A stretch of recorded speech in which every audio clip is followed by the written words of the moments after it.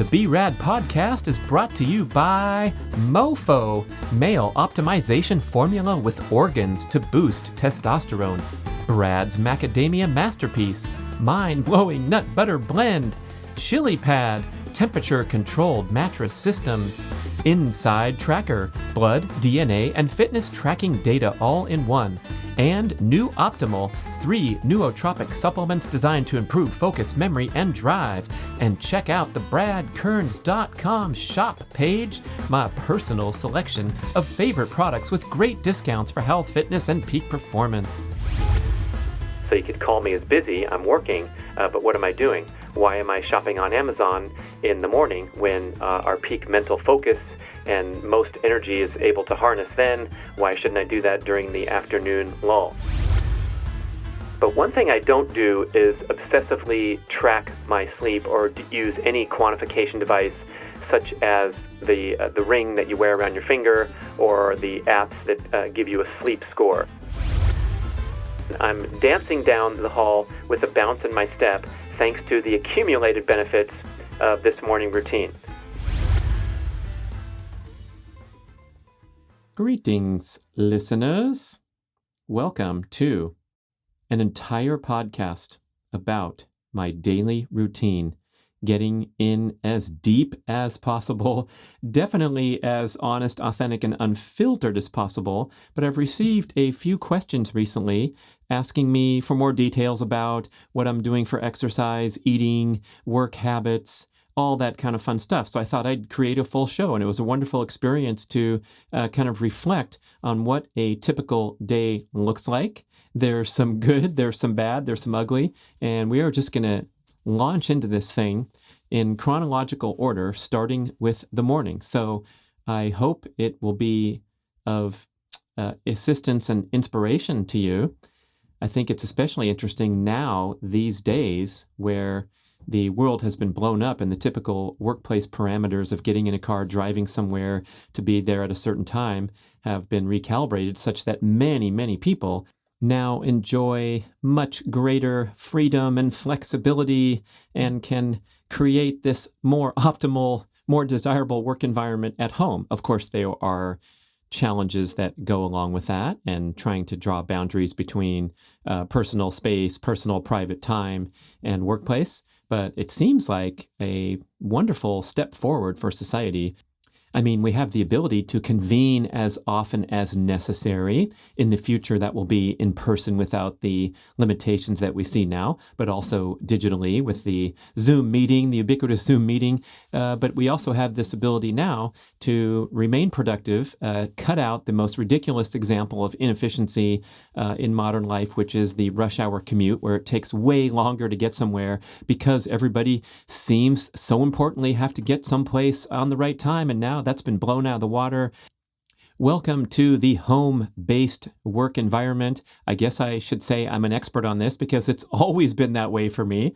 Let's say for the past 20 years, I remember having to go get a small room, an office near my house in town because the kids were so little that it was really difficult to concentrate and stay focused on work. Not because the kids were annoying me, but because the temptation to go and play with them was much stronger than sticking it out for a few more hours and getting the work done. So besides that brief interlude where I had a remote workplace, it's been all about making things work at home and enjoying and leveraging that tremendous flexibility, especially with things like home meal preparation rather than having to wander around and look for food, and also the ability to do micro workouts and take frequent breaks and optimize my variable workplace or variable workstation so that I could change position throughout the day. And that tees us up nicely for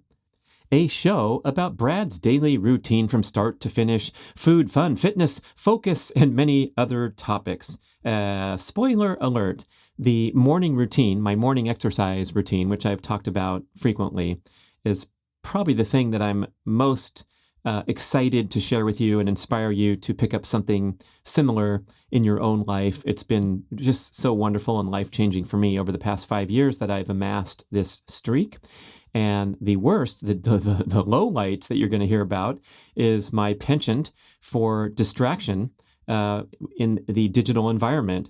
And it's mainly the email inbox and also poor prioritization where I'm interfacing with the screen and all kinds of things are hitting me and I'm getting off track from my highest priorities and highest expression of my talents. And instead, I'm busy but less productive than possible, right? I'm still staring at the screen doing something. So you could call me as busy. I'm working, but what am I doing? Why am I shopping on Amazon in the morning when our peak mental focus and most energy is able to harness then? Why shouldn't I do that during the afternoon lull? And that part is a work in progress that we're going to talk about. Maybe you'll relate. I don't know.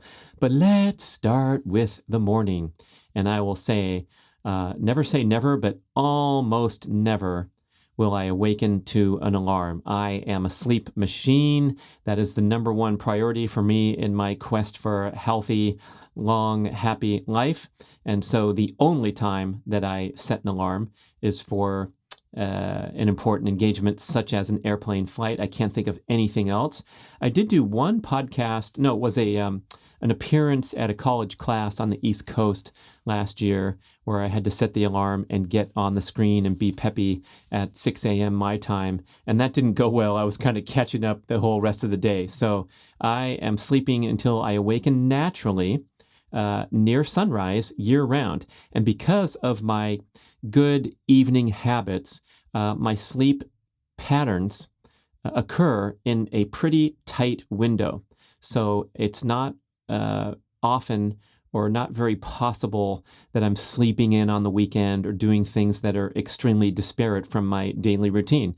Usually I'm up around 7 a.m. Let's say the very earliest would be 6:45. And then if I have an unusual day where I'm needing more sleep, I will be up at the latest 8 a.m. So let's say between 7 and 8 a.m.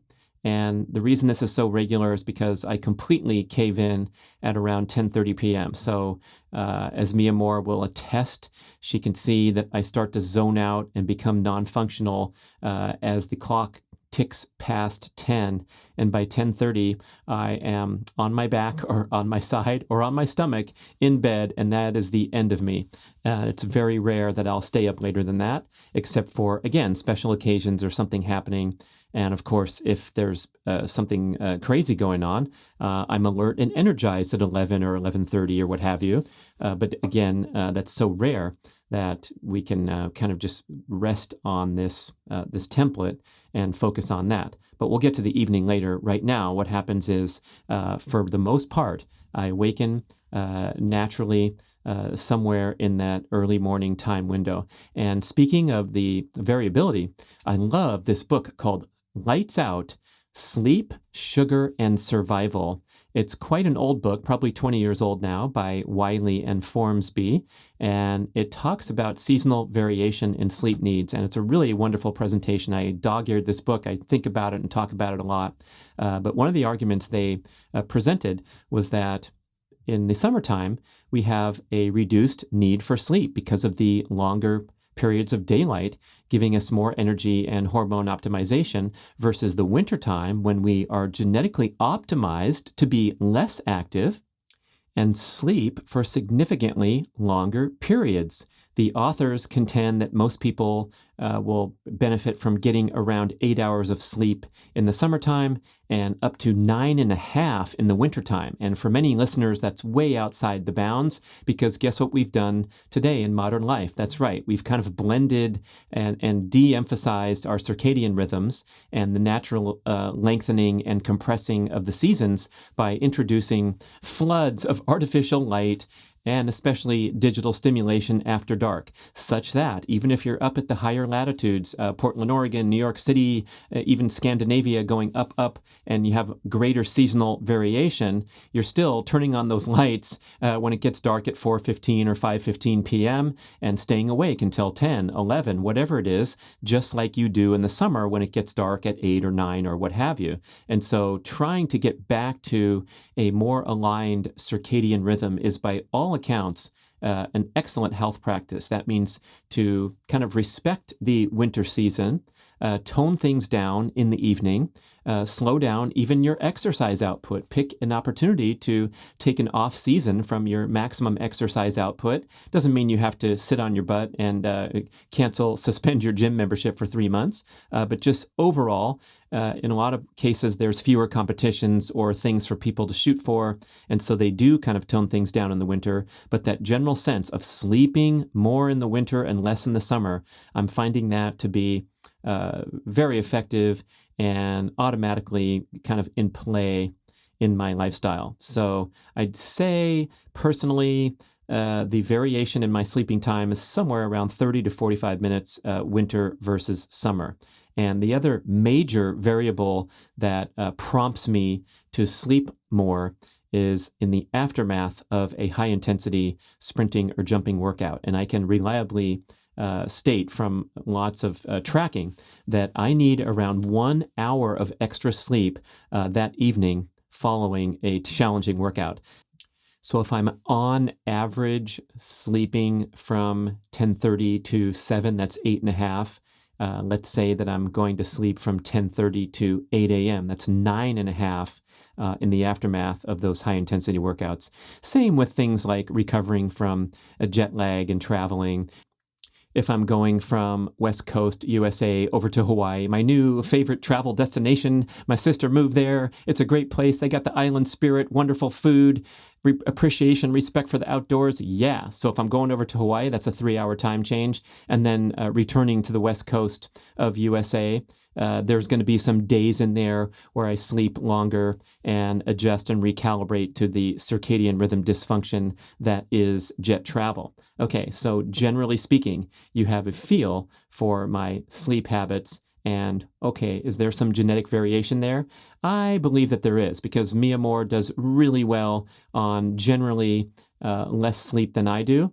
She sleeps like a rock. Maybe that's a contributing factor to her ability to get by with less sleep, and also throw days in there with much less sleep and seemingly be no worse for the wear. So I got to think something genetically is going on there, because if I have as little as one super disrupted night of sleep, for whatever reason, again, a very rare occasion, oh my gosh, I am paying for it for the next day or 2 or 3. Is this the wimpy gene coming into play? Maybe so. I often wonder about that myself, because back when I was a triathlete, I had that luxury of taking a decade of my life and absolutely prioritizing peak performance, recovery, adaptability to hard training. And as I say to the delight of live lecture audiences many times, I was asleep for half of my life when I was a professional triathlete.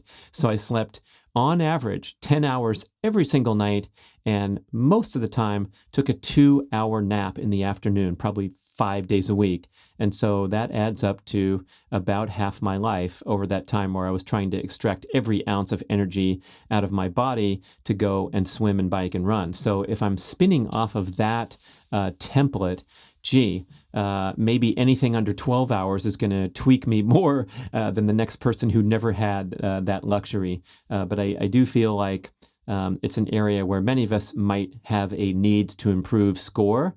And so I'm striving for that A+ at all times in sleep. And I think it pays off with greater focus, better mood, all those wonderful hormone optimizations that occur when you get sufficient sleep. And I think the main area that a lot of us have to look at and gain that improvement is in our evening habits, specifically minimizing artificial light and digital stimulation after it gets dark in your environment, after the sun sets. So instead of whenever we make it dark, in quotes, being the time when we want to facilitate the natural hormone flow that makes us sleepy and gives us a good night's sleep, instead we respect the sun. Take that as a pull quote, respect the sun. And when the sun sets, honor it. Maybe you can go check it out on a little walk outside, especially if you're in Hawaii or somewhere where you can find a beautiful sunset. But even failing that, just take note when the sun sets and make an effort to tone down your light sources, your energy output, and your peak cognitive tasks. Let's get all that stuff done before sunset, and then have those evening times to unwind and relax and enjoy all that fun stuff. Okay, I mentioned how I notice I need an extra hour of sleep after high-intensity sprint workout, but one thing I don't do is obsessively track my sleep or use any quantification device such as the ring that you wear around your finger or the apps that give you a sleep score. And that's because it kind of freaks me out to be worrying or thinking about that or tracking it. I feel like I would have trouble falling asleep if I had some quantification to adhere to with my sleep. And fortunately, I think for a lot of reasons that set me up for success, I sleep really well every night. And I'd say maybe 1 out of 150 or 200 nights, so let's say a couple times a year, I'll have a fitful night of sleep for whatever reason, almost always relating to being in a different area. So my first night in the hotel or in the vacation destination or whatever it is. Matthew Walker, author of the best-selling book, Why We Sleep. He's a prominent podcast guest getting around. I think he has his own podcast now. He cites research that the reason we might have a fitful night of sleep when we're away from our home environment is this increased vigilance, sort of a genetic predisposition, genetic wiring, to be a little more vigilant in a foreign environment. In other words, we're paying attention to potential dangers when we're out in the savannah, getting some sleep in our ancestral example. And so just because it's the Bellagio in Vegas doesn't mean that our genes can turn that off and say, relax, enjoy, the deadbolt's on, we're out of danger, we're going to be in a new place, and we're going to be tossing and turning a little extra, especially on that first night. So when I wake up in the morning, I can tell right away if my eyes are right and if I got enough sleep. And if I didn't for some reason, there will be occasions where I will be awake, but I'll lay around for another 15 or 20 minutes, possibly fall into a light state of REM sleep and just kind of top off the tank.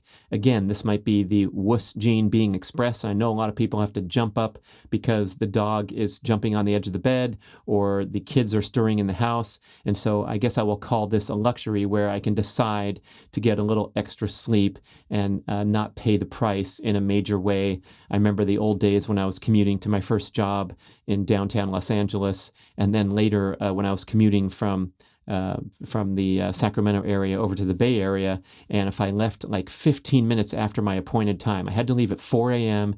to get to the Bay Area by 6 a.m. And if I left at 4:15 or 4:30 because I was slow to wake up, the drive would take 30, 45, or 60 minutes longer because all the traffic would flood into each distinct geographic area such that I'd fall behind and have more traffic, eventually hitting the Bay Area traffic at 6:30 a.m. rather than 5:45 a.m. And it was a massive difference. So that was motivation to get my ass out of bed, jump in the car and go. I don't have that anymore. So sometimes I'll linger for 15 minutes. I don't really like it. I wish I would pop up full of energy and enthusiasm and jump immediately into my morning routine, which is my first act upon awakening.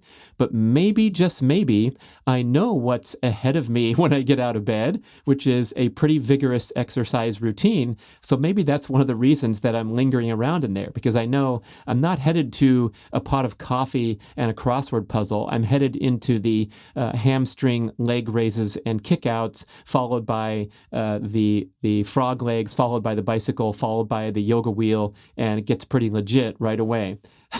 So, okay, whatever it takes, I'm finally out of bed. And almost always I go immediately outdoors, hit the deck with my exercise mat, and commence the ultimate Brad Kearns morning exercise routine. Now, I said almost always. I'm trying to be completely honest and transparent here. So there are times when I feel a bit less energized. Maybe I'm stiff and sore from a session at the gym the day before or a sprinting, jumping workout. And so instead of going straight outside and hitting the deck, I'll do some tiny, meaningless errand to kind of kill time and allow myself to, clear the cobwebs, take a few strides up and down the hall or up and down stairs, and then go outside and hit the deck. So this might be stuff like, oh, gee, look at all those wires going into the surge protector. Maybe I should rubber band them them and fasten them up so they look better. Or, oh, gee, the garbage needs to be emptied, and so I'll just putz around for 5 or 10 minutes. It's nothing that really gets too daunting or time-consuming, but I'll putz, and then I'll be on the mat within 5 or 10 or 15 minutes of waking up. One thing that never, ever happens is grabbing the phone and diving into the digital world when I first awaken. And there's great research on this. We cite this in the book 2 Meals a Day and other books, where if you are reaching for your phone and engaging with that intermittent variable rewards, that digital stimulation that is novel and exciting and triggers the dopamine pathways in the brain, it's very difficult to extricate yourself and go back into the Zen mode of opening up your gratitude journal and writing a few notes, or going out onto your meditation cushion and exercising, or getting into your exercise program without getting sidetracked about all the novel stimulation. That could be text messages, it could be your social media stream, or it could be, of course, the salacious news headlines that hit us every single morning. So reaching for that phone, by many accounts, could be a real detractor from a enjoyable, calming, energizing, focusing morning routine. And I really believe that to be true. We notice how easy it is to get sidetracked that way, and it's a habit for so many people. A recent survey by Adweek contends that 84% of Americans have this as their first act upon awakening, is reaching for the mobile device. And whatever 70% of that group, so almost all the people that are doing this, are doing it while still in bed, meaning the device is within arm's reach of your bed, and that is how we greet the world.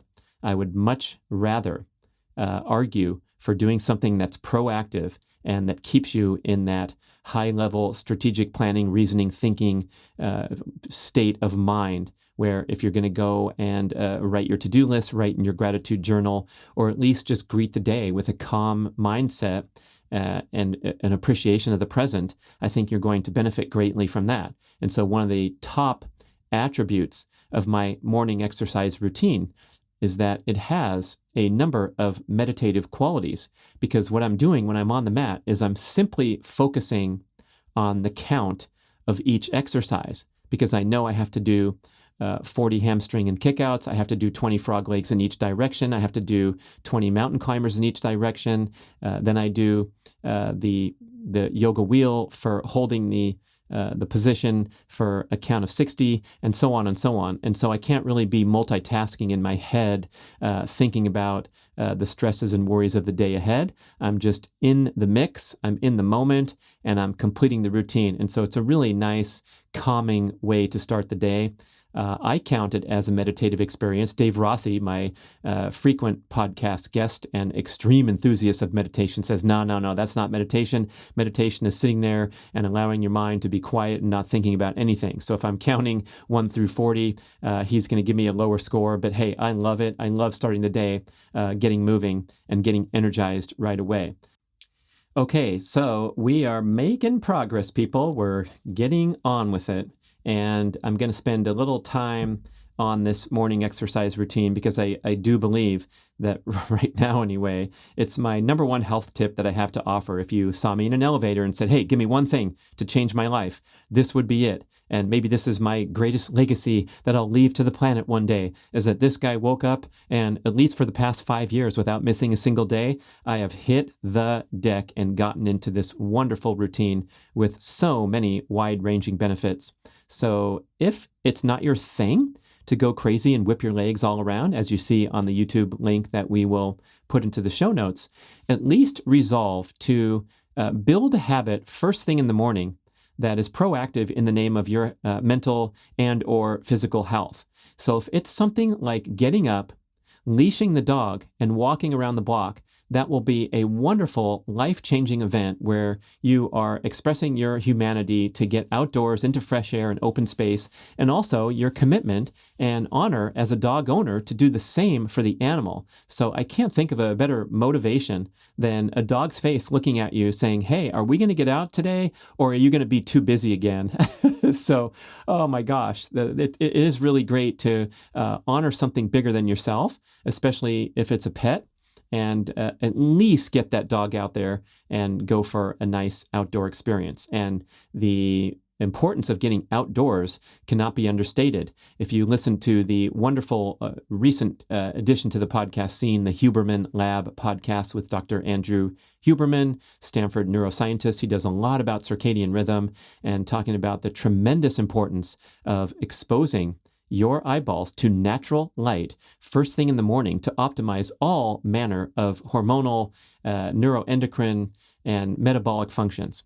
And so I'm talking about your eyes not going and staring at the sun in the early morning sun in Phoenix, Arizona, but wherever you are, even if it's overcast, even if you're in Seattle in November, there's plenty of outdoor light, even if it's cloudy, to give you all these wonderful circadian hormonal benefits. But you have to get the retina direct exposure, so it's not through a glass window and it's not wearing sunglasses. You should not be wearing sunglasses in the morning unless the sunlight is so intense that it makes you squint. So maybe if you're in Maui or in the summertime in the desert, you're going to have some powerful light even at 7 a.m. But for the most part, your eyes can do just fine. Even light-eyed people like myself with the blue eyes, I have pretty sensitive eyes, and I can do just fine until 10 a.m. year-round, wherever I am, and getting that direct outdoor light exposure. Guess what? If you have to wear a cap because your eyes are really sensitive, or you're building up this skill because you've been obsessively wearing sunglasses your whole life, let's get some outdoor light first thing in the morning. And this is vastly more powerful than indoor light bulbs. So this is key. I don't care what the weather is. If the weather is inclement, then guess what? You're going to go out there with your dog and get a therapeutic cold exposure session. So you're going to get more for the price of one. And for me, I will get outdoors on the mat almost regardless of the weather. About 32 Fahrenheit would be my cutoff. And if it's colder than that in Tahoe, I will open the sliding door and perform the routine on the kitchen floor with complete outdoor exposure. So it's getting darn cold in the house. Maybe you're going to have some negative votes for that from other people that are still in the warm bed, but you do the best you can to get outdoor air exposure. Maybe there's a covered area that you can do it. And even when I'm outside, if it's not snowing, and I'm down on the ground in 32 degrees Fahrenheit with no shirt on because I'm just wearing my shorts and purposely engaging in cold exposure, if that be the case, I will get warm immediately as I launch into this pretty ambitious routine. Okay, and so if it's snowing, raining, whatever, that's when you can open up the slider and be indoors, but do the best you can to get that fresh air and also direct light exposure, not through a glass window. And forget the sunglasses until you absolutely need them because your eyes are uncomfortable and squinting. That is the litmus test. So sunglasses are for when the sun's rays are so powerful that it's causing you discomfort and squinting, or when you need them for a safety reason, such as riding your bike, skiing, whatever. So they're really could be considered eye protection rather than eye shades or darkening until you absolutely need them. Get it? Okay, so the other key attribute about the morning routine is that you do the exact same thing every single day. When you create a template and repeat it exactly every single day, that's when you have the best chance to integrate it into a powerful habit. I gave the example of leashing up the dog and walking the dog. Hey, could you take it on the exact same route every single day? Sure, but I'm going to give you some leeway where if you know that you get out the door every single day and you have 4 favorite routes, I'm going to call that the exact same thing, okay? Now, when it comes to my morning exercise routine, I have created this template where I'm doing 40 of these, 20 of those, 20 of those, 20 reverse, 20 in the other direction, 20 leg swings, and so forth. And so that part, I do not want to engage my creative brain or conjure up the motivation to do the dumbbell raises because those are so hard. Maybe I'll do them today, maybe I won't. No, I have a template that is at the exact degree of difficulty that it flies right under the radar to the extent that I know I can do it every day, even if I'm not at my 100% best, even if I'm recovering from an intense workout the day before. So the degree of difficulty is right in that medium zone, which for me makes it doable, sustainable. I don't have to apply willpower. I don't have to check in on my mood and the whims of my mood and my passions and desires, as the great marathoner Eliud Kipchoge says, only the disciplined ones are free. Otherwise, you become a slave to your passions and desires. So I'm not a slave to my passions and desires that I want to reach for my phone instead and read about the important sporting event that happened the previous night. No, I'm down on the mat and I'm just counting through the sequences without judgment and without a second thought. In other words, I'm not judging it to be too hard or too easy, or should I add some more today because I feel better. I can certainly have that opportunity to do it later after I complete the template sequence robotically. So again, I mentioned the weather and the commitment as a dog owner. Whatever the weather is, your commitment stays in place. The dog doesn't care about the pouring rain or the snow. The dog can handle it. I know that for a fact. I have pictures of my dog Stu charging into the snow drifts like it's nothing. And that kind of recalibrates your own mindset when you were hemming and hawing at the door, wondering if you should head out in the snowstorm. So keep that commitment no matter what and make it an automatic behavior. That said, I'm not talking about all of a sudden heading out of the gate and saying, yeah, I saw this Brad Kearns routine online. It's 40 minutes. It's really difficult, and I'm going to jump right in and do it. This has been a 5-year journey with a very graceful and steady and methodical increase in degree of difficulty over time. So the first thing I did was wire this into habit with a mild commitment to do a few leg stretches every morning. And I started in bed with the routine. You can see there's actually 2 videos on YouTube. If you search for Brad Kearns morning routine, we'll have those in the show notes as well. And my mom, the show note link designer and time stamper, has found these many, many times. So anyway, the first one was published in 2017, soon after I started the routine. Many of the exercises were still in bed, and they were so easy. I didn't realize, because when you're doing core work in bed and you sink into the mattress, oh my gosh, it's a huge wake-up call to go onto the ground, onto a mat, and do the same thing. Yeah, your stomach lights up really quickly. So now, the 2020 version that you're going to see on YouTube, I have pretty significantly increased the degree of difficulty of what you saw there by adding some really challenging stuff at the end. And you're going to learn all about that when we launch our online course, taking you through everything you need to design your own winning morning routine. But when you're just getting into it, do something that's easy and sustainable, and so that you will build it into habit, and then over time decide to add in one of these or add in 2 of those. And that's exactly what's happened for me, as I've kind of auditioned a new exercise, like, hey, the drinking birds that I learned from Stephen Rader's website are really great for hamstring mobility and resiliency, and let me test those out, see how they feel. I love them. And so they officially got indoctrinated into the routine, and that meant that I'm now making a commitment to do the drinking birds every single day. But it's no small commitment. So we have to proceed in a tiptoe fashion to make sure that we're going to have no problem sticking to the habit. And if right now you only have 5 minutes to spare, that is absolutely fantastic to slam your hand down on the table and say, I'm going to do it every single day. I believe in the process, and all it takes is 5 minutes. So there's absolutely no excuse not to do it. James Clear, the author of a fantastic book called Atomic Habits, has this thing called the 2-minute rule. And the 2-minute rule, the beautiful takeaway quote, is that a habit must be established before it can be improved. And so if you're trying to build a new habit, do something that requires only 2 minutes of your time so that you can make that commitment, keep that commitment, and then over time, build it into a more ambitious, more impressive habit.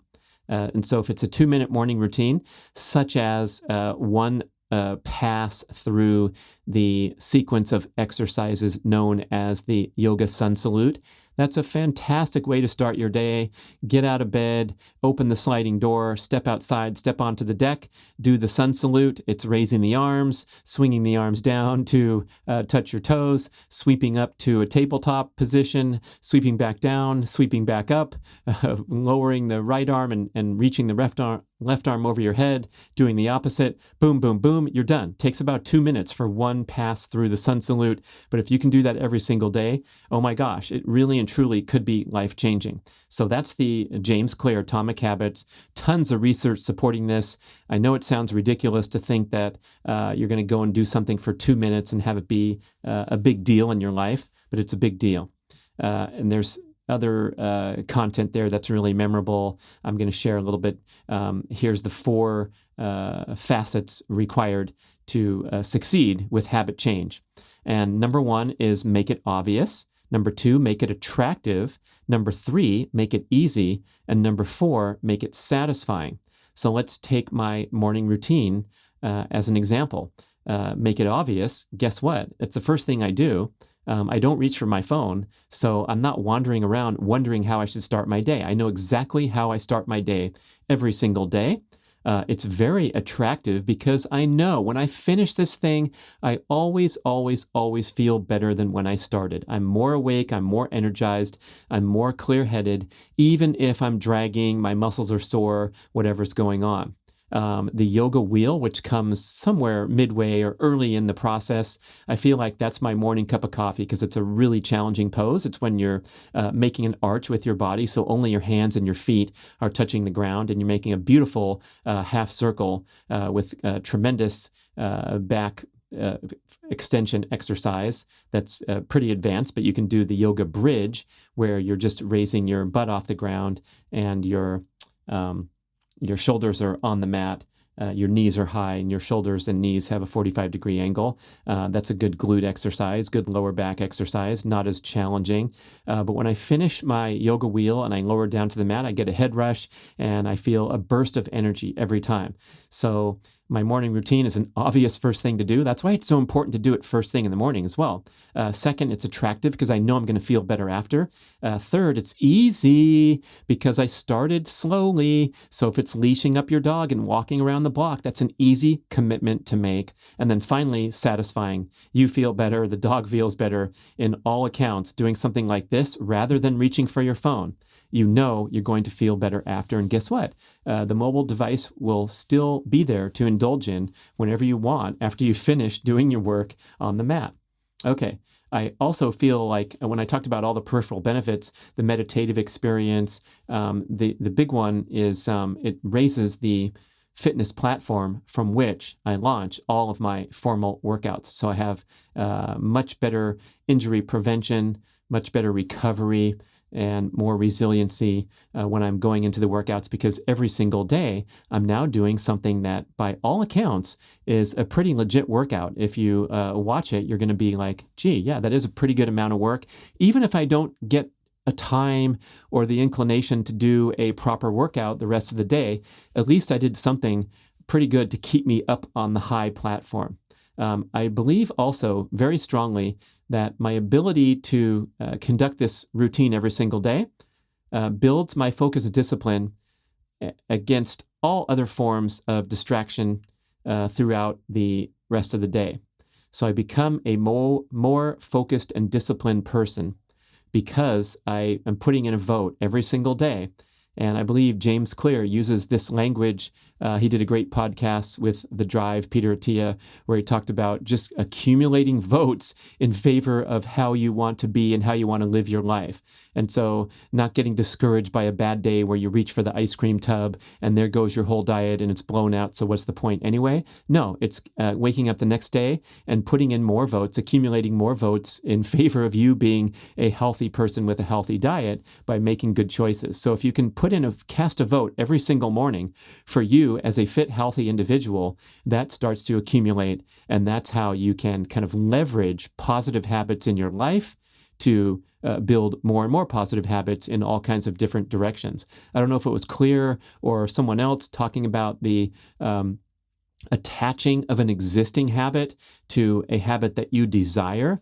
So let's say your current habit is that you wake up and then in the morning you get in the car and drive down to the coffee shop to get a coffee. So let's keep that habit in place. It maybe gives you pleasure, enjoyment. It's a social experience. The morning ritual, obviously very popular because there's a Starbucks on every corner.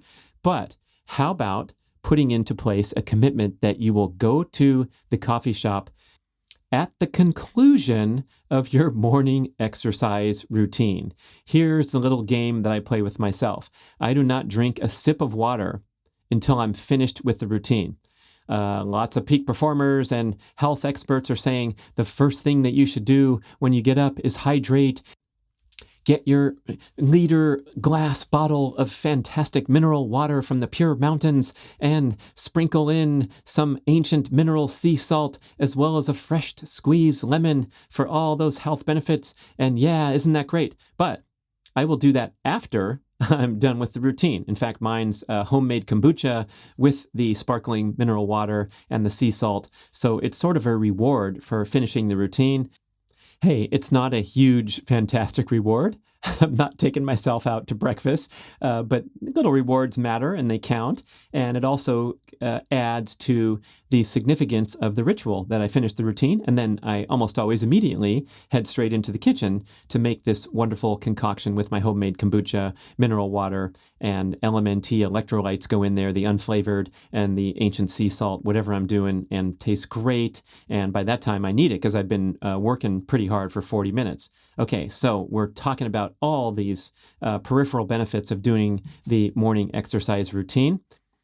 We got the meditative aspect. We got the ability to build focus and discipline and resilience against all other forms of stress and distraction in daily life. And we got the wonderful ability to elevate the fitness platform from which you launch all formal workouts.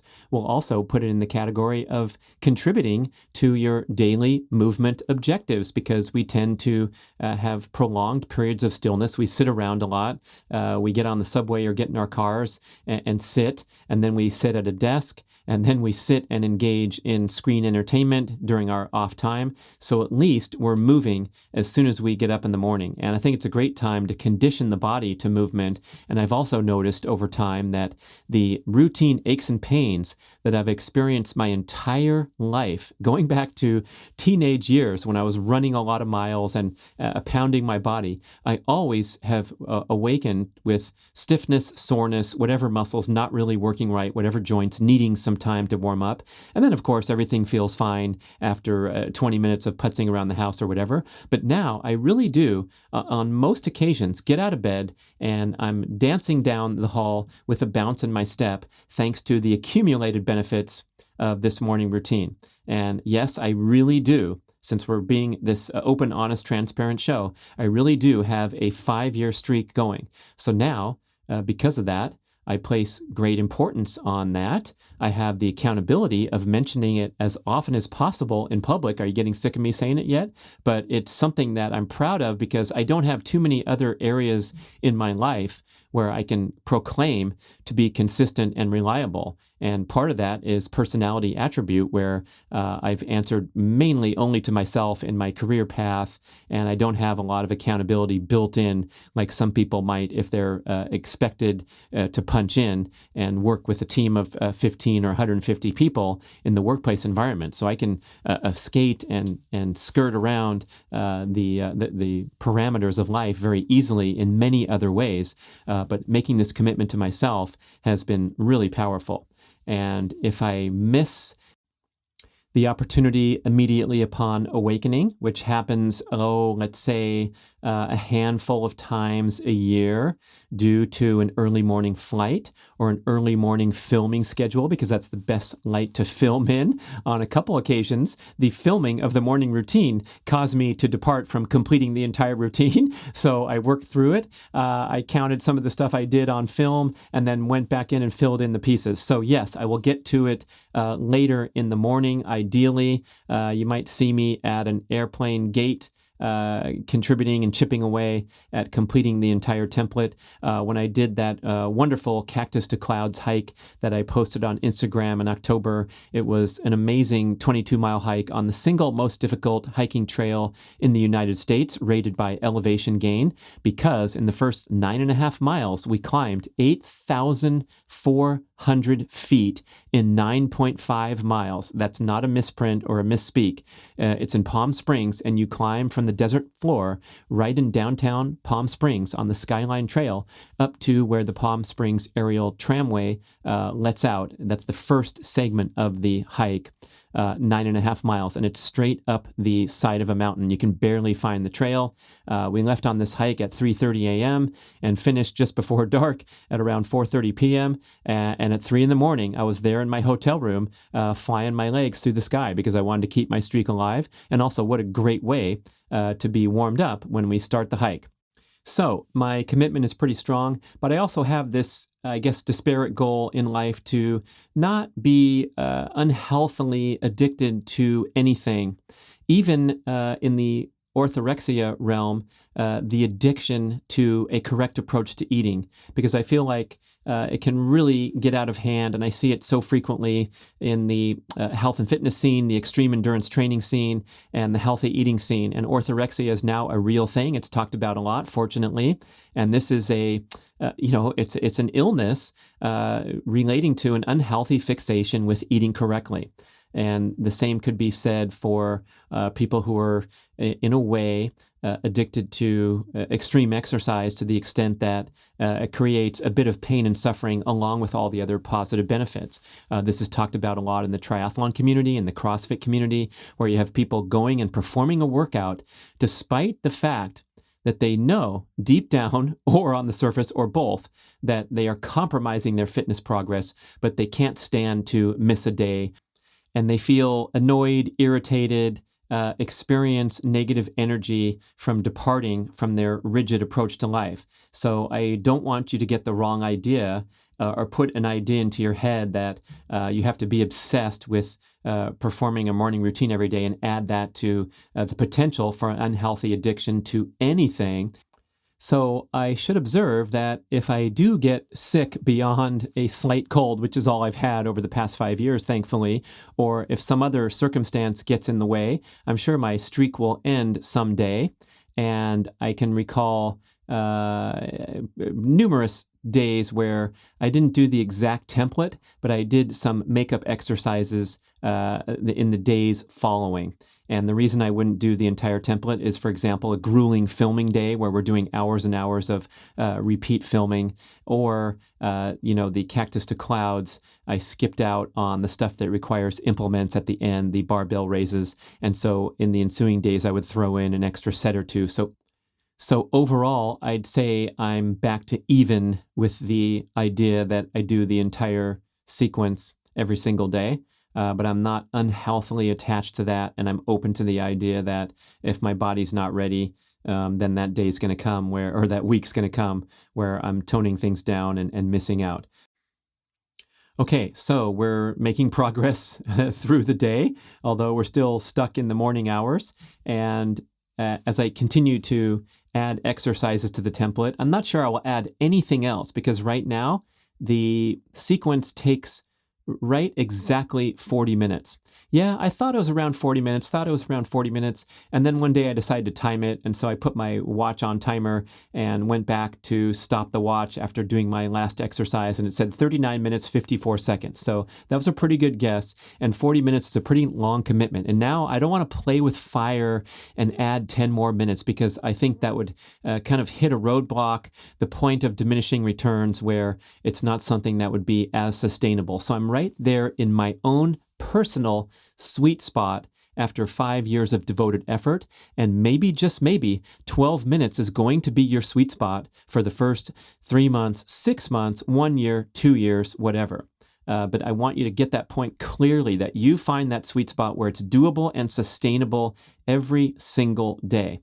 And speaking of that, no individual effort, no individual exercise out of the 35 that I do is too extreme that it causes me tremendous trouble. So some of the tough stuff like the mini bands, I don't know if you've ever worked with mini bands, the number one glute isolation exercise you can think of. You strap the tiny bands around your ankle and you tap dance or do monster walks or do something to stretch the band and then recoil the band.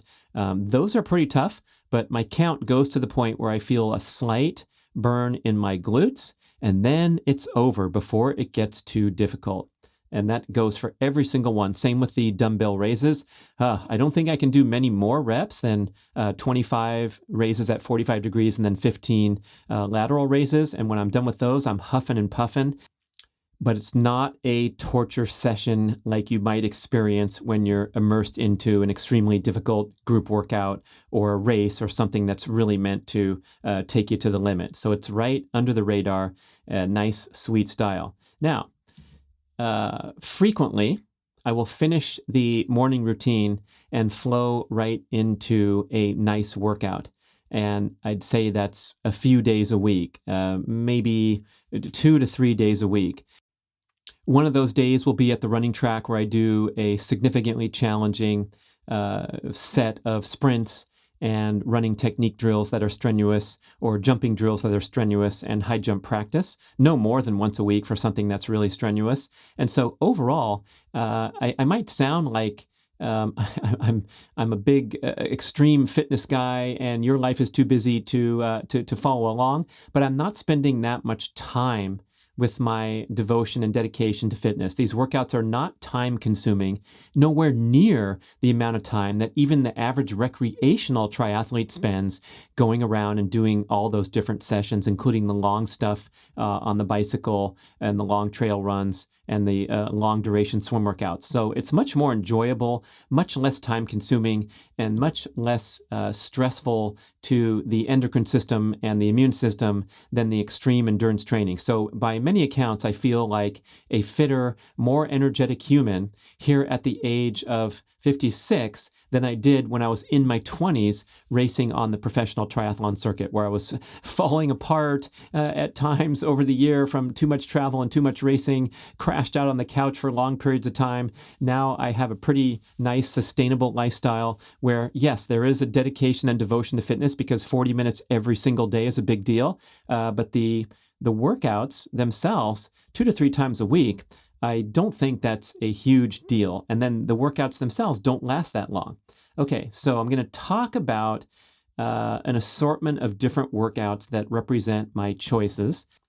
And this is pretty much all I do. It's not a lot of options. So they're pretty diverse and varied and challenging workouts, but I'm not doing 100 different things. My fitness goals are pretty narrow, especially at this age. I want to prioritize high jumping, sprinting, and speed golf. So I'm not playing basketball on Tuesdays and flag football on Thursdays. Maybe younger listeners can aspire to have even broader fitness goals. It's whatever turns you on. But the key element, I think the evolution of my fitness experience has been that these individual workouts are not as strenuous as the crazy stuff that I did before that would put me out for a while. And there's a great movement taking place in fitness, I believe, and many of the thought leaders are echoing this idea that we need a kinder, gentler approach to fitness in general. And a lot of the mainstream programming, the Peloton, the CrossFit, the classes that are offered at your local fitness facility are, by and large, too stressful and too difficult for the average enthusiast. And everyone from the beginner to elite athletes make mistakes and suffer from breakdown, burnout, illness, and injury that is easily prevented and totally unnecessary for lifelong fitness progress and a healthy, energetic life. And I think for some reason we've been socialized culturally to think that fitness is achieved through a struggle and suffer approach, no pain, no gain, all that nonsense that you see on programming, advertising. And I think it appeals to the instant gratification element that we're all looking for, where you too can get on the bicycle, sweat like crazy, high five the neighbor over there on the other bicycle, and feel like you just accomplished this killer workout. Head over to Jamba Juice to get the medium breakfast scone and the medium smoothie to celebrate your great effort in the gym. And guess what? What I just mentioned has more calories than you burned during a grueling 45 to 60 minute bicycle workout.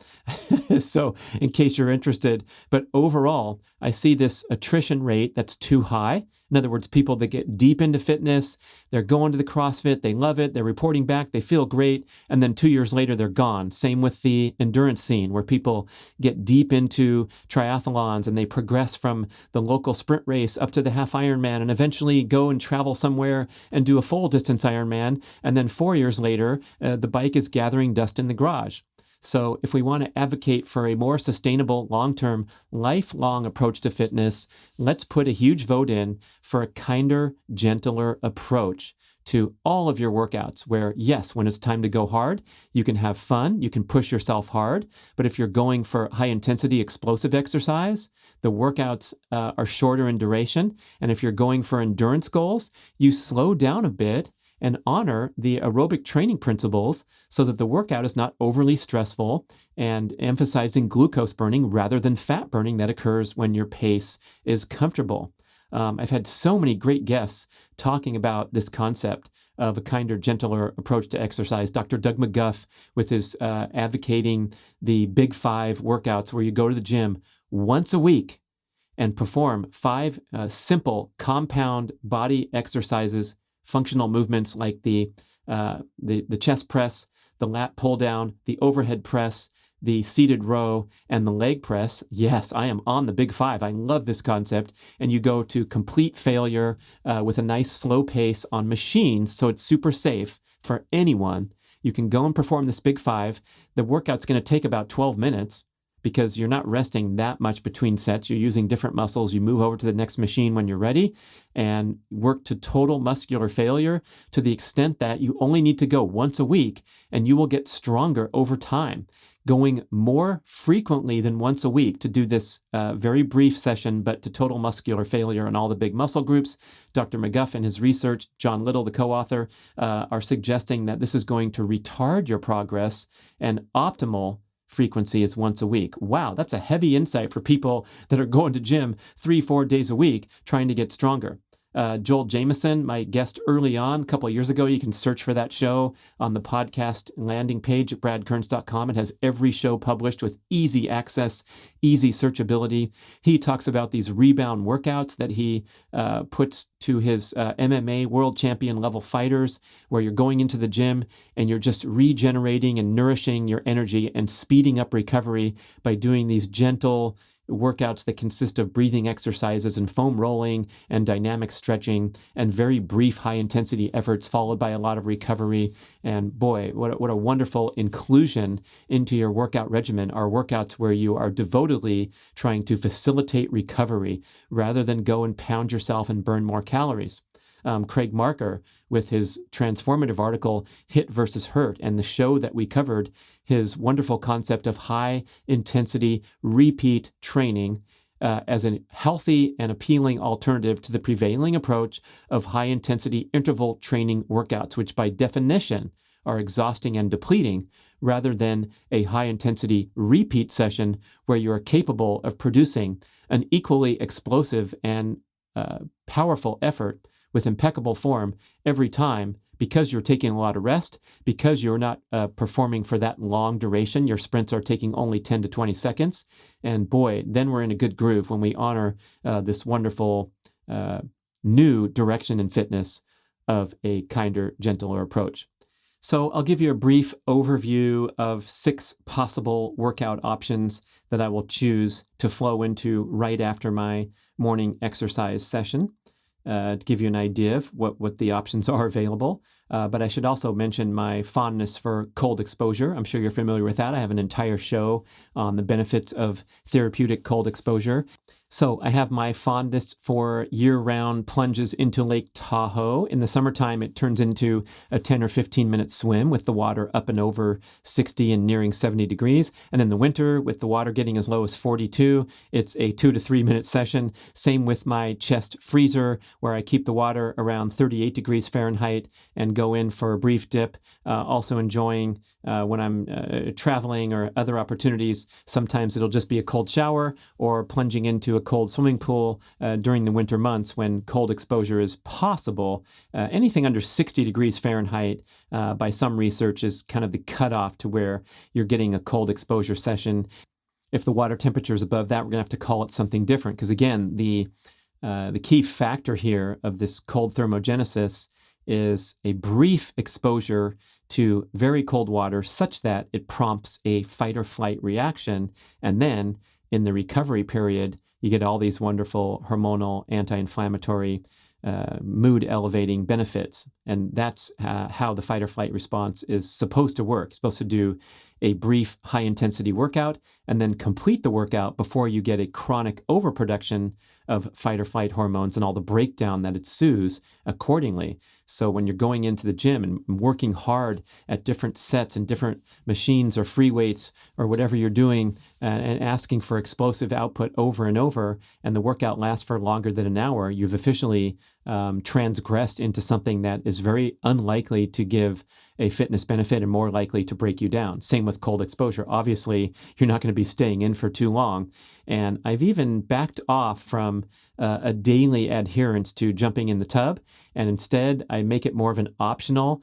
One of the main reasons is because my morning exercise routine takes so long that I oftentimes am compelled to get on with my day after spending 40 minutes moving my body. So I feel a time pressure to get on with it, and I just don't feel like doing it. And I've also noticed that when I pair a cold tub experience or a cold plunge with a high intensity workout on the same morning, that sometimes I feel like it's an accumulation of too many stress factors. So the combined stress of going and doing sprints and then going into the cold tub and then being 56 years old, if you add those all up, it's too much. Same with fasting after a explosive high intensity workout.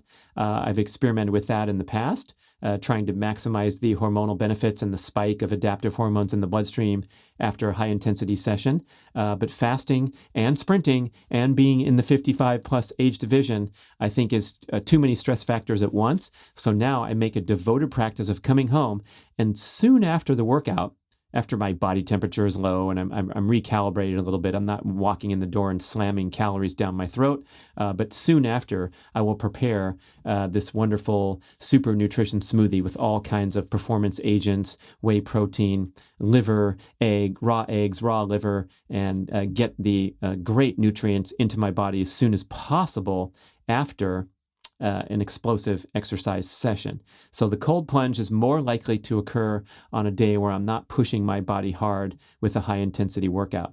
And secondly, I was building up the tolerance, the ability to spend 5 to 6 minutes in the chest freezer with temperature at 38 Fahrenheit.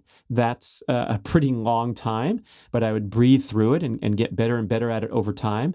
I could spend less time in 42 degree Lake Tahoe because I think a large body of water is vastly more difficult to stay in comparing temperatures because the water's moving around you. And when you're in a chest freezer, your body is actually doing a good job warming the water around you very quickly as soon as you plunge in.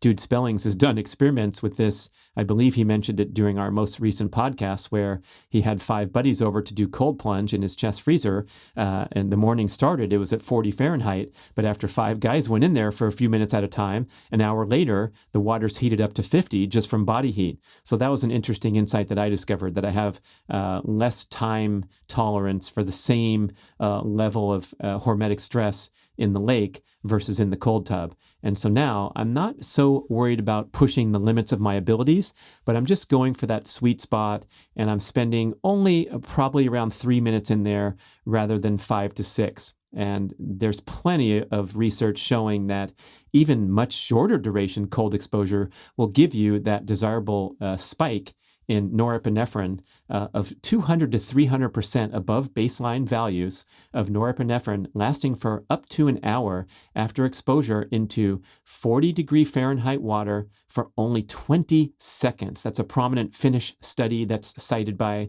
a lot of people, including the great research from Dr. Rhonda Patrick.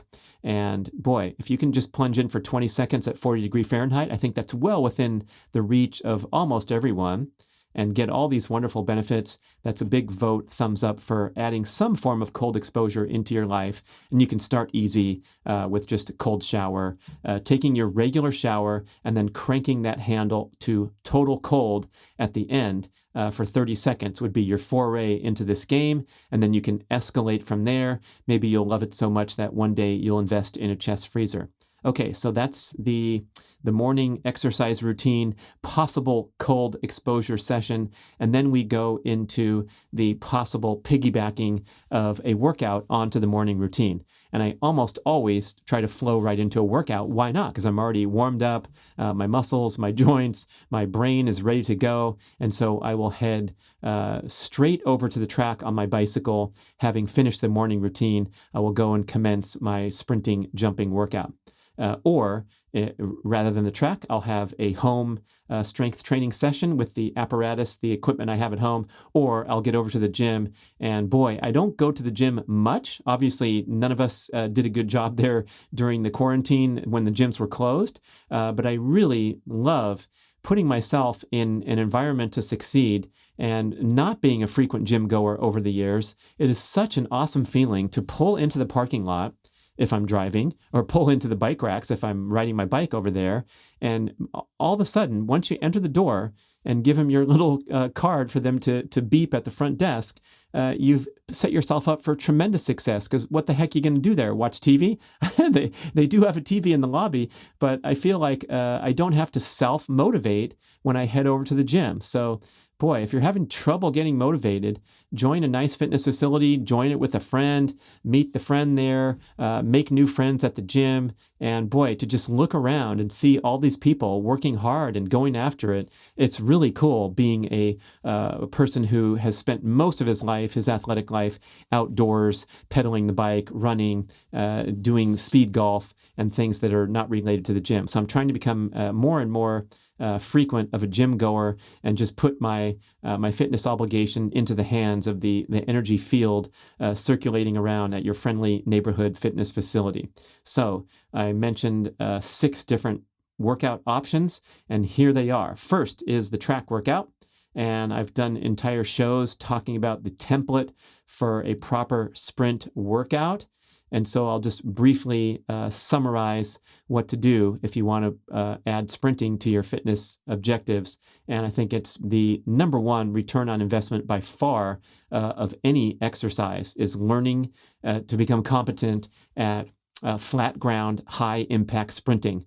Obviously, for a lot of people, it's going to be a progression, starting with low or no impact sprinting and getting the wonderful benefits of sprinting on a stationary bike, sprinting with the rowing machine, or even doing sets of kettlebell swings where you're swinging for 10 seconds at a time and then recovering. That can be called a sprint workout.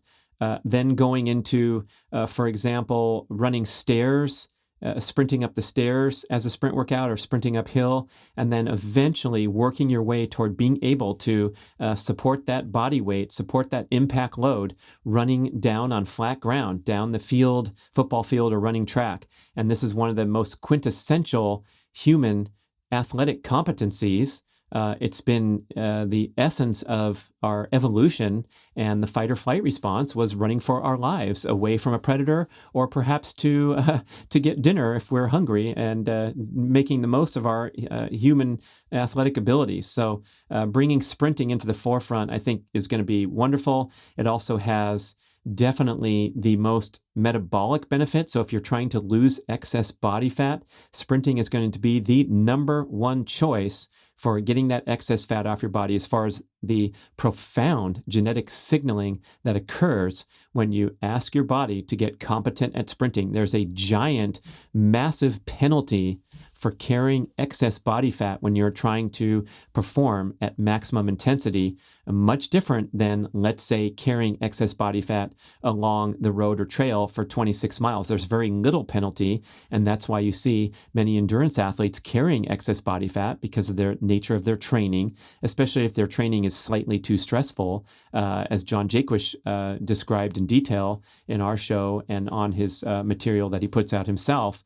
Endurance training itself is predicated on the preservation of body fat. So you're going to hold on to fat and you're going to shed lean muscle because that is the adaptability that you're going for. You're trying to lighten your frame if you're asking it to run for 26 miles. And for the most part, you're going to be using fat as your fuel source for those long duration exercises, along with glucose, especially if you're going too fast. But again, it's mainly a fat burning exercise. And so the genetic signaling is going to be against reducing fat, and it's going to be shedding muscle mass, which is exactly what you don't want if you're trying to get leaner and look better and all those things. So sprinting is where you're going to get the best benefits for your physique, your fat reduction, and the genetic signaling for anti-aging, longevity, vitality. And that's enough of a vote for sprinting. How can you turn it down? Okay, so what I do is I bike there, and so that would serve as my cardio warm-up. If I'm having to drive there, of course, I'll just jog very slowly, get the body warm, get the muscles and joints moving, even though they were moving during the morning routine. And then I'll do 2 laps of very challenging skipping drills. And you can find an assortment of drills on YouTube, these great videos where I have basic drills and then I have more advanced drills. And so I mix in an assortment of different ones. I kind of just might mix up the template a little bit, but there's 5 or 6 that I do every time, and I don't rest much between the little stints, lasting probably around 20 seconds. And so it's a pretty strenuous 2 laps of drills, and I'm feeling really warmed up and ready to hit it hard for the main session. And so the main session, as I recommend highly to just about everyone, would be something as simple as 4 to 8 times 80 meters of full sprinting.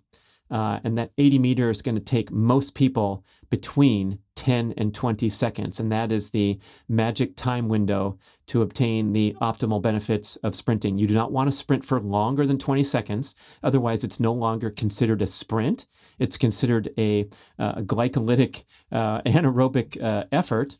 And that's really great to do if you're preparing for athletic competition or have that distinct need to become competent at running fast for 30 seconds, a minute, or what have you. But for most of us that are just looking for the optimal hormonal and overall fitness benefits, the window of time there is going to be sprinting between 10 and 20 seconds and doing somewhere between 4 and 10 reps.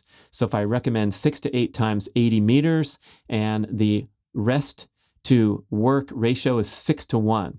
So if you're taking 10 seconds to perform your sprint, you're going to rest at least 1 minute in between sprints. And that's plenty of time to recalibrate, catch your breath, give your muscles and your energy systems a bit of recovery, and then go blast another sprint. So that would be my template workout. But because I have distinct athletic goals and I want to be competent in track and field and racing at 400 meters and 200 meters, I will occasionally perform what you might call a track session, a track workout, where I'm going and running for a longer period of time than the short duration 10 to 20 second sprint. So I might do a session where I do 1 or 2 times 400 meters, 2 or 3 times 300 meters, 4 times 200 meters, and then finishing with 4 times 80 meters, obviously not as fast and explosive as if I was just doing a high-intensity sprint workout. But these sessions are for the distinct athletic goal of putting in a fast time in a track meet, and that is of interest to very few people.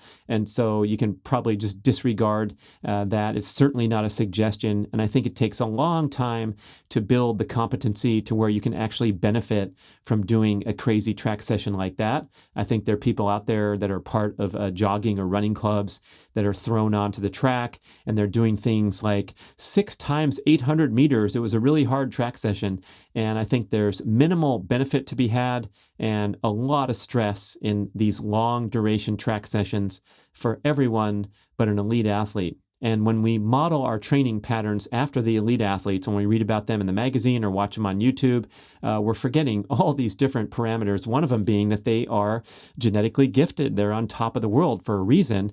And a lot of it is they have the gifts and the adaptability to absorb more exercise stress than the average person, absorb and benefit from it, and bounce back the next day feeling great. And secondly, they've directed their entire lives toward these athletic goals such that they can have much greater opportunity for recovery and rehab and all the things that athletes need to perform at their best, where the busy person watching the YouTube video has none of those sort of luxuries. And so they should dramatically downscale their ambitions and their training patterns rather than try to model something after what you see the great athletes are doing. And so generally speaking, I'm going to do the technique drills, the 6 to 8 times 80 meters of explosive peak performance sprints where each one is of additional quality, consistent quality of effort. So the degree of difficulty and the performance and the time that I'm finishing the 80 meters is consistent. I don't have a regression in performance like would happen in a high intensity interval training session, the thing that exhausts you and fatigues you. So I'm doing these great sprints, boom, boom, boom. They all feel great. And then I wrap the workout up and pedal home slowly, and I'm done, and I have another great session. And that is the key to constant progress, maximum hormonal benefits, and avoiding those risks of injury, breakdown, burnout, illness, and injury. And I'm still in the learning process. So I also have a template jumping session, which is very difficult. I have the jumping drills on YouTube as well, where I'm doing one-legged hops. I'm doing explosive bounding, bunny hops, 3-step into explosive jump up high, and all these great little strings of effort. And then I go practice my high jump form. And on numerous occasions, I've been so enthusiastic that I've taken too many full-length high jumps to the extent that the next day, something is tweaked. And I can feel my glute or my hamstring has become dysfunctional, mild injury requiring time off. And that's really frustrating for me because when you take yourself over the edge and you have long recovery time, it implies that your training program is less than fully effective. So we were striving for more consistency, more of an under-the-radar approach where everything is enjoyable and well within your capacity such that you can show up the next week and build and build and build without interruption. Okay, so that's the track workout. Next, I hinted at the Dr. Doug McGuff Big 5 workout in the gym, and this is the shoulder press with a machine, the seated row in a machine, the chest press with the machine, the lat pull down with the machine, and the seated leg press, horizontal leg press, where you're pushing against a plate that's right in front of your legs, kind of like in the position of a recumbent bicycle. And we want to slow down the count to where we're counting to, I count to 7 lifting the weight and then 7 lowering the weight. So everything's really slow and under control, completely safe, even for a novice.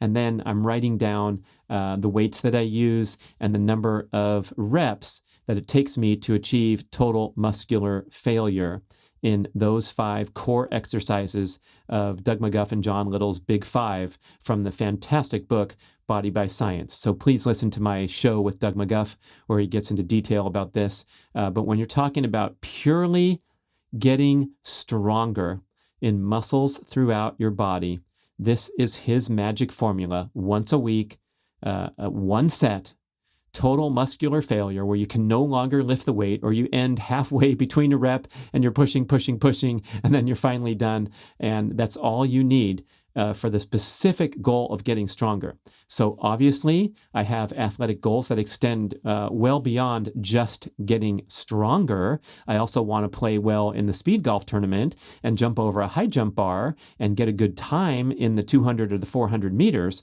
And so there are many other exercises that appeal to me and more things that I'm going to do throughout a week of my fitness experience than just go to the week for one 15-minute workout doing the big five. But the great argument presented by McGuff is that you can use this big five as your core, building a stronger body, and then go and do whatever sport-specific training that you enjoy. Cool people are into Brazilian jiu-jitsu these days. So they're going to go roll around on the mat and practice their moves. Or a basketball player is going to go and do dribbling drills and shoot three-pointers and practice free throws and jumping up and dunking.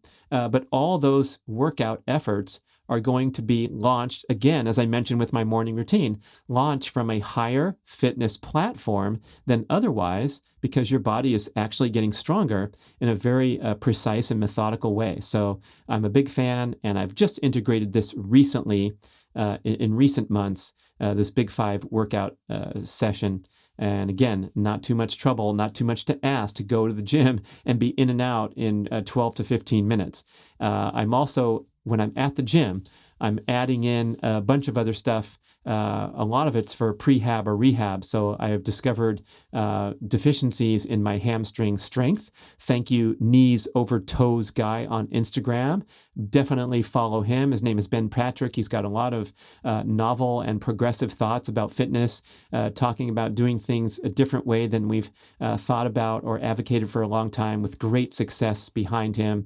And so I'm doing things like specific hamstring strengthening exercises, the epic Nordic hamstring curl or the leg curl machine with light weights, and just trying to regain more functionality in my hamstrings, injury prevention. I also like the TRX straps to do things like pistol squats, and then I'll go and do box jumps, Bulgarian split squats, lateral squats with a kettlebell where I'm kind of leaning sideways onto one leg, holding a kettlebell at my chest. Doing some posture work with the TRX to work on my shoulder blades, just like the 45-degree dumbbell raises that I do during my morning routine. And then I'll walk around and look for other fun stuff because I'm at the gym and willing to try out interesting new exercises, but not to an extreme extent, right? I just want to get good at the things that are important and not go and risk injury doing crazy stuff. So that's the gym session there. Emphasizing the Big Five and some other prehab, rehab stuff. At home, I have a pretty good setup. Yes, you're going to be investing a few bucks here and there, but it's ridiculously easy to set up your home environment to be a fantastic fitness experience for total body workouts. The X3 bar, I'm really a big fan of. You can listen to my show with Dr. John Jaquish. He's become a sensation in the fitness industry with his radical thoughts and ideas. He wrote a book called Weight Training is a Waste of Time, and he's a strong advocate of this variable resistance training that the stretchy bands avail. And so variable resistance training is where the amount of resistance changes in accordance with how well your body is able to apply force. So if you're imagining the simple idea of a chest press, we call it the bench press at the gym, but a seated chest press, and he has his X3 bar, and you're expanding you're stretching the band further and further away from the body. Well, guess what? The more you stretch the band, the harder it gets, right? The more you extend a rubber band, but also the further arms are away from your body, the stronger you are too. So the most difficult part of the move is when you are the strongest. In contrast, when you are at the gym with a barbell on your chest and you're trying to lift the bar off your chest to do a bench press, you are the weakest in the first few inches of the move. Same with lifting a bar off the ground when you're doing a deadlift. The hardest 6 inches of the move is at the start. Therefore, your effort is constrained by the amount of weight that you can lift off your chest or lift off the ground, even though it gets much easier as you get into a position with better leverage, better force production for your muscles and joints. And so this really compelling argument that working with stretchy cords, stretchy bands, is going to give you a more challenging and more effective and safer workout overall makes a lot of sense. I've just been using the X3 bar for a couple of years, but I've been using a product called Stretch Cords, CORDZ, that just hang from a pull-up bar or lock into a doorknob. You close the door on the strap and then pull out the other side of the door so you have a stable base.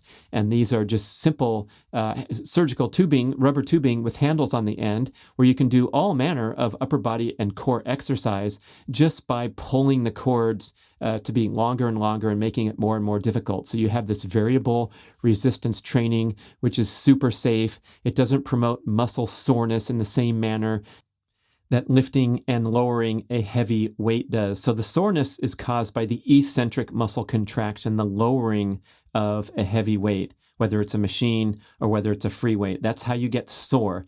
It's not from taking the bar, doing a squat, having a bar on your shoulders and standing up. It's from lowering the bar back down to the starting position. Same with the deadlift. It's not from lifting the weight off the ground. It's from lowering the weight back down onto the ground. So I'm a huge fan of not getting sore. It frustrates the crap out of me, and it happens to me frequently because maybe I'm not super consistent in the gym. Then I go in there, I'm pretty ambitious. I'll go do a bunch of deadlifts and be sore, and that'll interfere with my running and sprinting and jumping workouts for several days afterward. So now I'm doing things like positive only hex bar deadlifts, where I'll lift out in my backyard on a nice soft surface. I'll just lift the bar off the ground, stand up, and then drop the bar, and then do however many 8 or 12 reps, knowing that I'm not going to be sore the next day. So that's been a nice inclusion revision. And when you're doing deadlifts or squats with the X3 bar, same thing. You're not going to get sore in the same manner as lowering a weight and enduring a lot of eccentric contractions.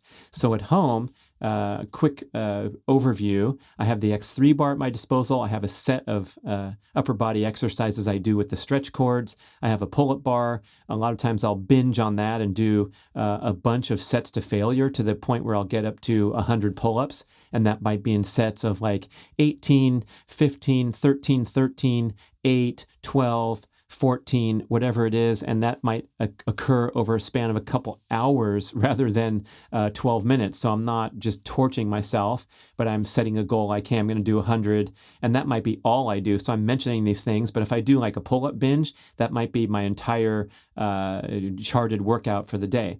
And then the hexagonal deadlift bar, which a lot of strength training experts contend is the single number one greatest piece of equipment because you can do so many things. It's a total body exercise when you're doing the deadlift, and the hexagonal shape of the deadlift bar is much safer than just using a barbell where you are emphasizing the back of your body, the posterior chain, the hamstrings, whereas with a hex bar, you can kind of vary the muscle load between more of a traditional squat position and the traditional straight leg deadlift position.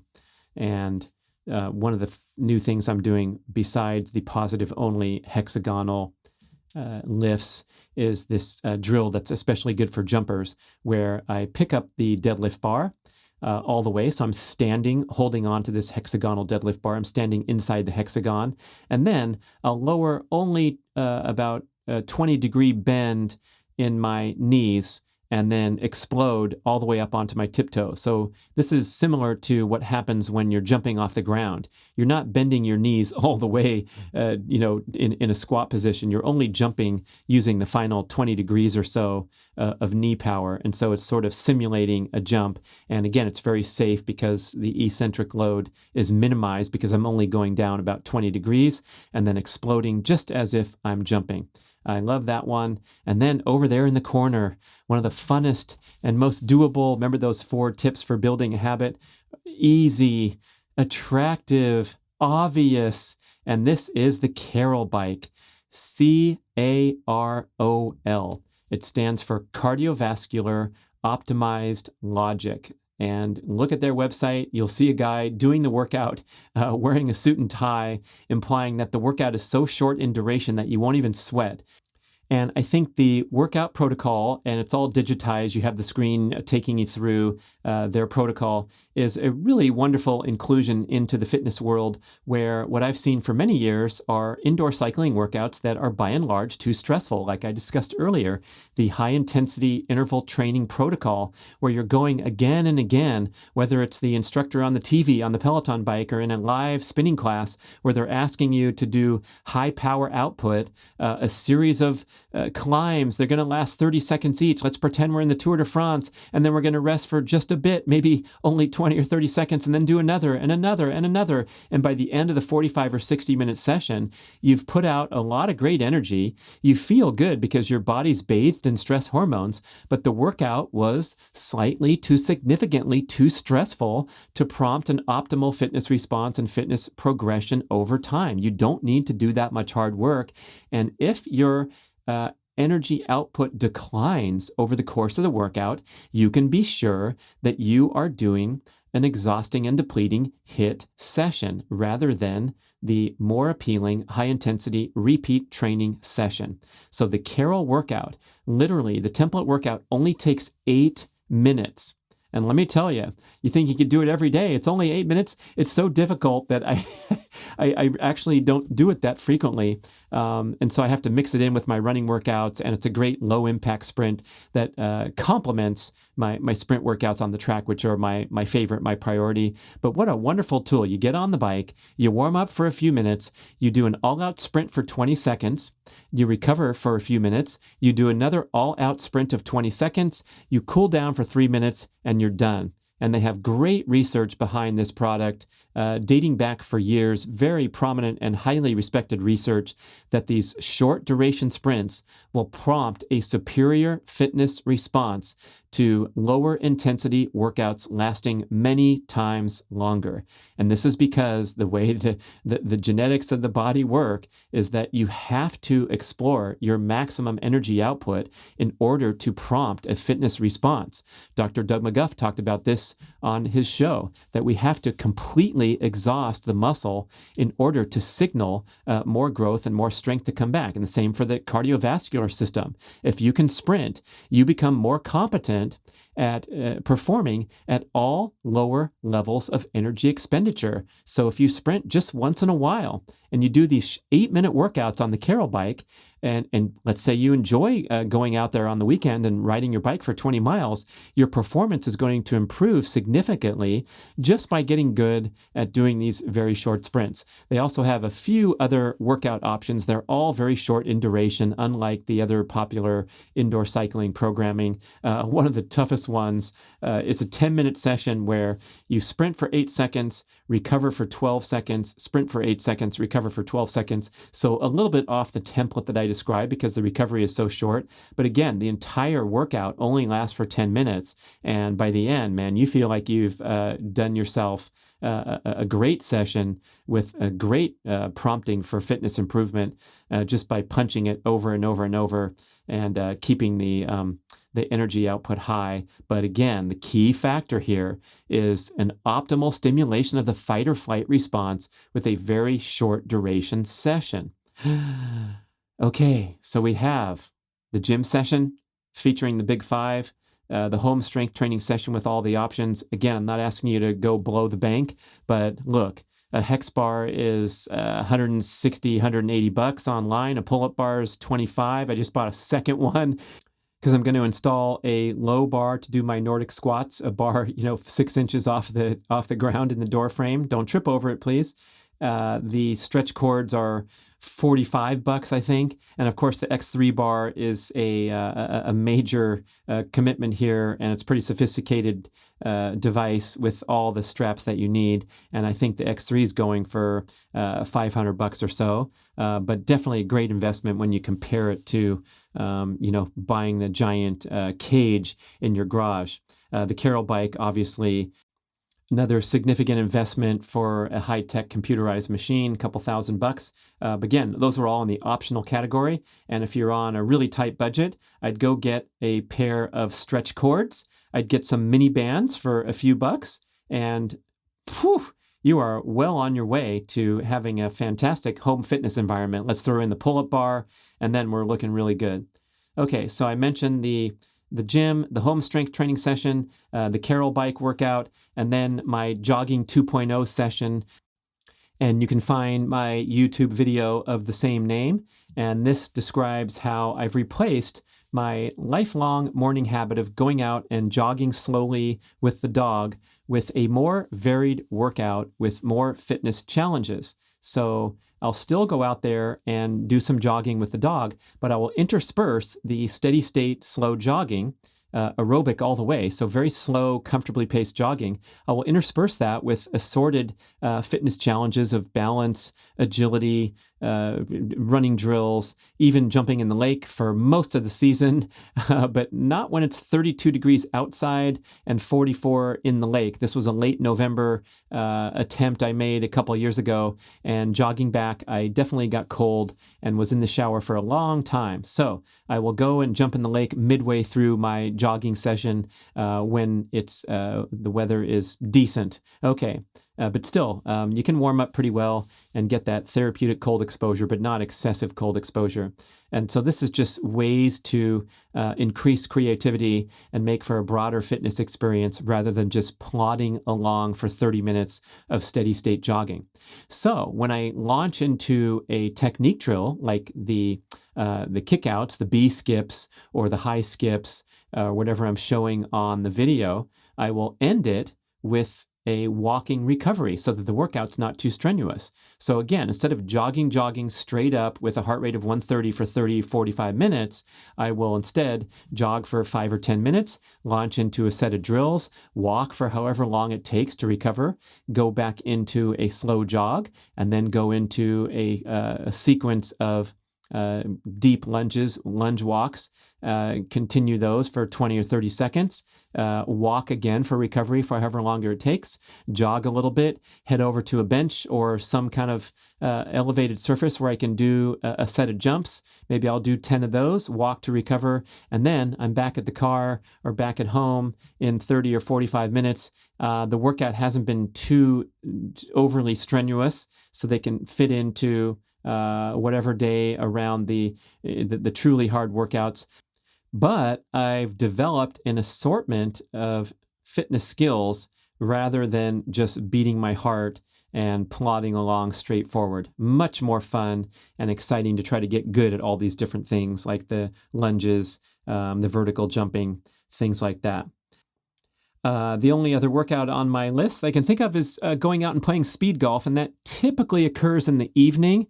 Speed golf is a wonderfully non-social sport because you're playing so quickly that you can't disturb other players on the course. So you have two choices. You go there at sunrise and be the first player off in front of everyone, or you go right before dark, like 30 minutes before dark, and you can just start out on the first few holes where there's no more players left and get your nice speed golf workout in. So I'm getting back into that after being completely obsessed for a period of 5 years straight where I was playing several days a week. You can play a lot of speed golf because it doesn't take much time, right? That's what's so great about it. So I'll go out there right before dark, get a 30-minute session in for 9 holes, and be home in time for dinner. And so what happened was I became obsessed with high jumping and sprinting and quit speed golf cold turkey. Couldn't believe it for a year and a half. That's just how I roll. I can't explain why, but I devoted all my fitness efforts to sprinting and high jumping, and I put the sport on the sideline. I'd actually had sort of a culmination where I had some great performances. I really worked hard at the game. I tried to compete with the very best guys in the world. I've had a top 20 ranking for that 5-year stint, and I had a great tournament that I put on myself in November of 2019 in Sacramento. Some of the top guys in the world came, number 1, 2, and 4 ranked in the world, and I finished right behind these guys with a great score for me of 78 in 49 minutes. So that's a total of 127 in speed golf scoring. I'm adding my strokes, 78, to my minutes on the course, 49. So I took a 4th place in this tournament. I funded the purse so I could attract all these great players to come from all over the country, and I gleefully paid myself $100 of fourth place money, and that was a great highlight moment in my speed golf career. But after that, I realized, I'd worked so hard. That's about as good as I could expect to play, running around the course at breakneck speed with only 5 clubs and shooting, in the 70s on a legitimate 6,000-yard championship course. And it was such a satisfying journey where I, pretty much binged on the sport for several years that somehow I took a break, and the break lasted a long time, as I soon after that became captivated by high jumping and sprinting. And that coincided with my participation in a track meet in Los Angeles, California, Santa Monica High School. Boy, was that exciting. My friends' kids go there, and they told me about this all-comers meet where anyone could participate, even old guys. And I went up to that high jump bar. I hadn't jumped for a long time. Luckily cleared it at 5 feet, which was okay back in the old days. But I realized, being 5 years older than when I used to do it for a little more intensely, it was pretty good to hang on without too much attrition. That turned out to be the number 1 ranked jump in the 55 to 59 division for USA Masters athletes in 2020. So that was kind of exciting and got me interested in going out and participating in more Masters track meets. Of course, those have been put on hold for quite a long time, but I've been training so devotedly and so excited about building the comprehensive fitness attributes necessary to be good at high jumping. I mean, you have to be strong, you have to be explosive, you have to be resilient to jump up in the air, especially running at a curved angle and transferring all that energy from the horizontal plane to the vertical plane, and then bending like a Gumby over the bar. So a lot of things I do in my morning routine are predicated on building high jump competency. And to me, I think it's the most beautiful and graceful event in track and field, because you see these guys getting up and jumping up to the height of a roof in a typical home. 8 feet is the world record for men, and almost 7 feet for women. These are amazing athletes, and I direct you to the Tokyo 2020 Olympics, 2020 Olympics and 2021, the men's high jump, where the 2 great athletes, Mutaz Essabarshim from Qatar and Gianmarco Tamberi from Italy, had a dead tie after the entire competition was over. They each cleared every bar on their first try, and then each missed 3 times on the highest bar. And so they actually tied for the gold medal, the first time in the history of the Olympics. And I think it was one of the great moments of sportsmanship and celebration that you'll ever see in sports. One of the highlights of all time in the Olympic Games, when these 2 guys came to the end and then celebrated like crazy. They happened to be good friends. Both of them were coming back from serious career-threatening injuries to come back all the way to the top, to excel like they never have before at the highest and greatest stage, and then to both be awarded gold medals. Super fantastic and inspiring. If you're not a high jump fan, after watching their video, I think you'll get interested. And so that has occupied all my time and energy with my fitness pursuits. But now, because I've been injured a couple times from overdoing it on the jumping, I have strategically and purposefully reintegrated speed golf into my athletic scene so that I could have a little diversion from going out and potentially doing too much high jumping and jumping and sprinting in general. So speed golf, as you might imagine, since you're running the golf course, is basically an endurance competition, notwithstanding my single hole Guinness World Record, which is kind of an offshoot of the proper tournament sport of speed golf where you're playing the whole course. And so an entire course, if you run it, is somewhere around 5 miles, maybe up to 6 on a more windy course. But because of that endurance load, I invented a new sport called cart speed golf, where I actually order up a cart rather than just go out there and run. And I'll drive to my shots and then sprint out of the cart, go over and hit the ball, sprint back to the cart, and get more of a wind sprint workout rather than a challenging aerobic session. I can play a few more holes since I'm chasing the dark anyway. Okay, so that is a nice long commentary on mostly related to fitness. And gee, I don't know about you, but it's probably time to get to work. So in part 2 of this show, we will talk about my workday habits, eating habits, and leisure habits in the evening. Thank you so much for listening. I hope it's been helpful. I look forward to interacting with you and getting your feedback. Podcast@bradventures.com. And stay tuned for part 2 because, geez, we're still only in the morning hours. Da, da, da, da, da. Thank you for listening to the show. I love sharing the experience with you and greatly appreciate your support. Please email podcast@bradventures.com with feedback, suggestions, and questions for the Q&A shows.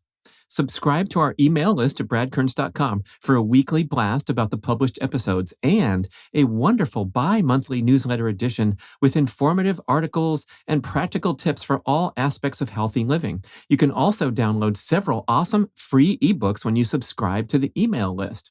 And if you could go to the trouble to leave a 5 or 5-star review with Apple Podcasts or wherever else you listen to the shows, that would be super incredibly awesome. It helps raise the profile of the B.rad podcast and attract new listeners.